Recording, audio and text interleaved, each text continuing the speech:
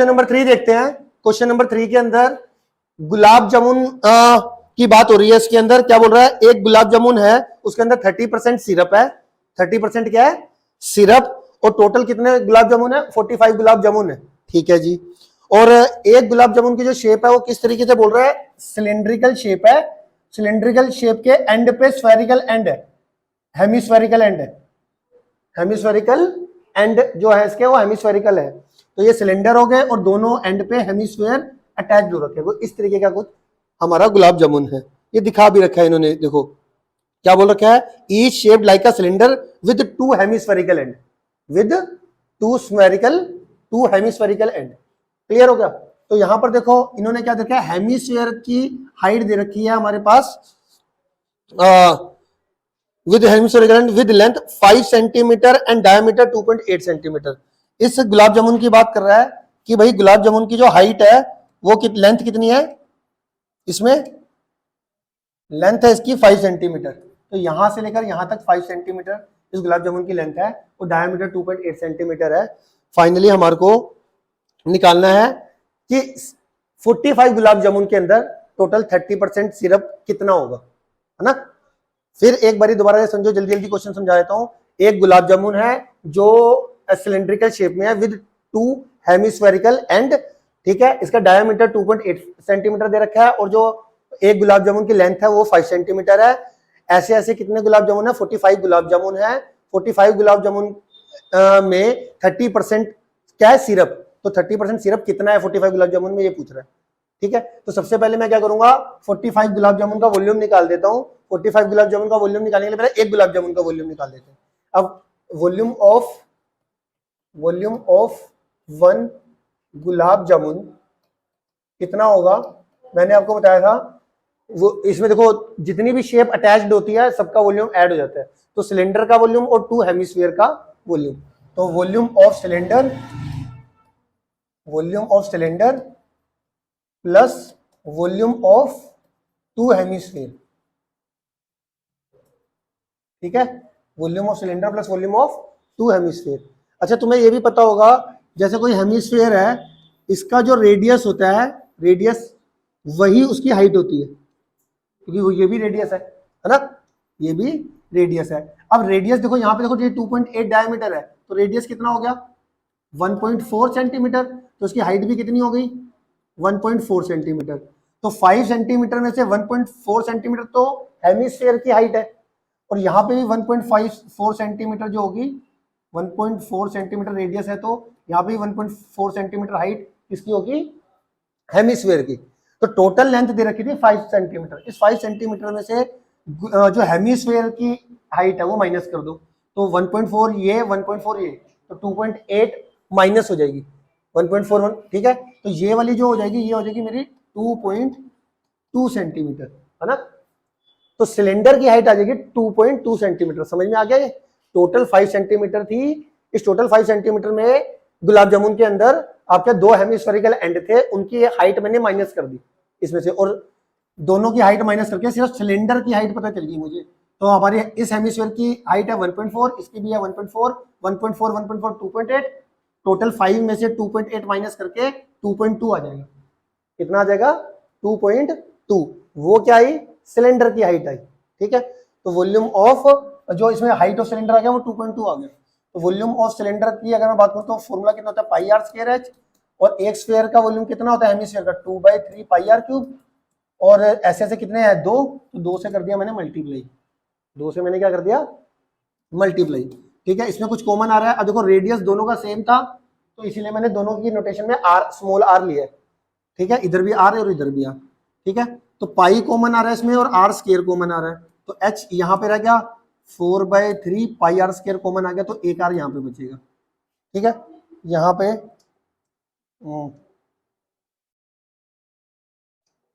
Pi are square मैंने common ले लिया यहाँ। क्लियर है। अब यहाँ पे वैल्यू पुट करनी है। पाई की वैल्यू कितनी दे रखी है 22/7, 22/7। रेडियस कितना है 1.4, रेडियस कितना है 1.4, 1.4। हाइट एच क्या है, हाइट ऑफ सिलेंडर वो कितनी है 2.2, 4/3 रेडियस है आपका 1.4। ठीक है, यहां तक किसी बच्चे को कोई दिक्कत है पूछ लो साथ के साथ। दोनों का ही है, देखो सिलेंडर का रेडियस और हेमिस्फीयर का रेडियस सेम ही है ना, तो दोनों का ही रेडियस हम 1.4 लेंगे। ठीक है, तो ये मेरा 22/7 इंटू, इनको अगर मैं मल्टीप्लाई करूं तो कितना आएगा 196, तो ये 1.96 आ जाएगा 1.96। और इनको मैं अगर एलसीएम लूंगा तो कितना आ जाएगा 3 एलसीएम लो। इसमें क्या है कैलकुलेशन एरर बहुत होती है, ध्यान से करना। 1 और 3 का एलसीएम कितना आएगा 3, 3 को 1 से डिवाइड करके 3 इंटू 2 करोगे तो 6.6, 3 को 3 से डिवाइड करके 1 इंटू ये करोगे, इसको इससे मल्टीप्लाई करके कितना आ रहा है 5.6, तो ये आ जाएगा मेरा 5.6। 3 को 3 से डिवाइड करके 1 इंटू 5.6, ठीक हो गया। तो ये मेरा कितना आ जाएगा, मेरा 12.2 ऊपर आ जाएगा, कितना आ जाएगा 12.2। तो 22/7 इंटू 1.96 इंटू 1.96 इंटू 12.2 अपॉन कितना आ रहा है 12.2 अपॉन 3। ये क्या है मेरा वॉल्यूम ऑफ 1 गुलाब जामुन, है ना, ये आ गया जी, क्लियर है। अब हमारे को क्या करना है 45 गुलाब जामुन का वॉल्यूम निकालना है, तो अभी कटिंग करने की जरूरत नहीं है, जब फाइनल एक ही बार कटिंग कर लेंगे। तो वॉल्यूम ऑफ 45 गुलाब जामुन वो कितना आएगा 45 से मल्टीप्लाई हो जाएगा,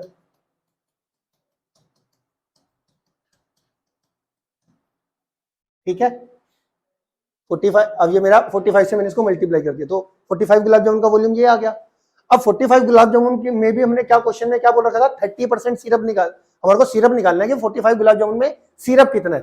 तो क्वेश्चन में वैसे ही बता रखा था कि जितना भी गुलाब जामुन का वॉल्यूम होगा उसका 30% सिरप होगा, 30% सिरप होगा। 30% सिरप के लिए मुझे क्या निकालना पड़ेगा, सिरप इन 45 गुलाब जामुन वो कितना होगा, इसको 30% से मल्टीप्लाई कर देंगे। 30% का मतलब होता है 30/100, तो 30/100 से इसको मैंने मल्टीप्लाई कर लिया,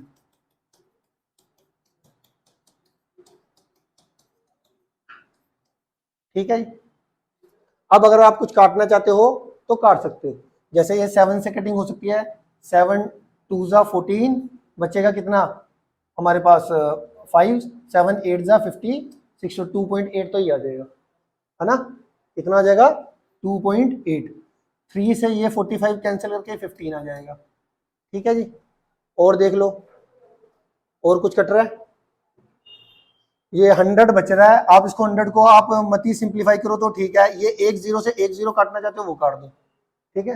अब आपने क्या करना है 3 को 15 को 22 को और 28 को 12.2 को इन सबको मल्टीप्लाई कर लेना, कर लोगे 3 बचेगा 3 15 22 ये 2.8 और ये 12.2 सबको मल्टीप्लाई कर लेना। सबको मल्टीप्लाई करने के बाद आप कितने डिजिट का पॉइंट लगाने वाले हो, देखो बेसिकली करना क्या है 3 को 15 से, 15 को 22 से, 22 को 28 से, 28 को 122 से, पहले सबसे मल्टीप्लाई कर दिया। अब यहाँ पर एक डिजिट के बाद पॉइंट था, यहाँ पर भी एक डिजिट के बाद पॉइंट था, कितने हो गए 2 डिजिट के बाद पॉइंट हो गए, तो 2 डिजिट के बाद पॉइंट लगा देना, ठीक ठीक है। 1 2 तो ये हो गए और एक ये नीचे था 10, 3 डिजिट हो जाएंगे। तो इसका आंसर फाइनली क्या है, ये 10 भी बचा था ना, तो आप देखो वैसे तो इससे और कर दिया 10 बचा था ना, 10 से कैंसिल करना चाहते हो कर दो, जैसे 5 2 जा 10, 5 3 जा 14, 2 से ये और कट जाएगा, 2 से आपने काटना ये कट गया 11 आ गया, लो नीचे के सारे कट गए, ठीक है। अब कितना आएगा मेरा फाइनली सोल्व करना है इसको, ये आ जाएगा 338.184, फाइनली यूनिट किसमें थी सेंटीमीटर में, तो सेंटीमीटर क्यूब। तो सबको मल्टीप्लाई करने के बाद आपने 1 2 डिजिट के बाद पॉइंट लगा देना, ठीक है।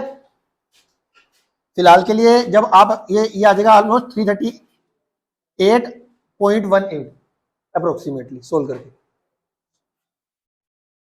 ठीक है, कर लोगे सिंप्लीफाई करके ये आ जाएगा। समझ में आ गया आपको अच्छे तरीके से।